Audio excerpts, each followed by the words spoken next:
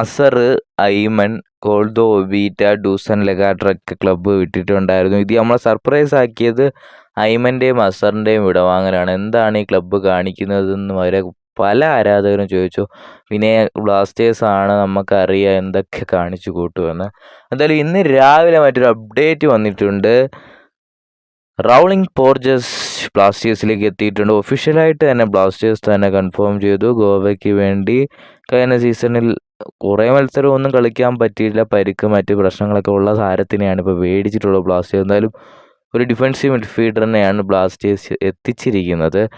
എന്തായാലും ജീക്സന് ശേഷം ഒരു ഡിഫൻസീവ് മിഡ്ഫീൽഡറിനെ ഇപ്പോഴാണ് ബ്ലാസ്റ്റേഴ്സ് എത്തിക്കുന്നത്. എന്തായാലും റൗളിംഗ് പോർജസിനെ ബ്ലാസ്റ്റേഴ്സ് എത്തിച്ചിട്ടുണ്ട്. അതുപോലെ ഇതൊരു വലിയ സന്തോഷമുള്ള വാർത്തയല്ല, കാരണം താരത്തിന് പരിക്ക് മറ്റ് പ്രശ്നങ്ങളൊക്കെ ഉണ്ടായിരുന്നു. അതുകൊണ്ട് തന്നെ എങ്ങനെയൊക്കെയാണ് താരത്തിന് പെർഫോമൻസ്, അതുപോലെ തന്നെ വിദേശ താരങ്ങളും ഇല്ല. അതുകൊണ്ട് തന്നെ ബ്ലാസ്റ്റേഴ്സ് കൂടുതൽ ഇന്ത്യൻ താരങ്ങളെ സ്വന്തമാക്കട്ടെ എന്ന് നമുക്ക് പ്രതീക്ഷിക്കാം. കാരണം ട്രാൻസ്ഫർ വിൻഡോ അടുത്ത ആഴ്ചയും കൂടി വരെയുള്ള, അതിനു മുമ്പ് തന്നെ കുറച്ച് താരങ്ങളെയും കൂടി എത്തിക്കണം.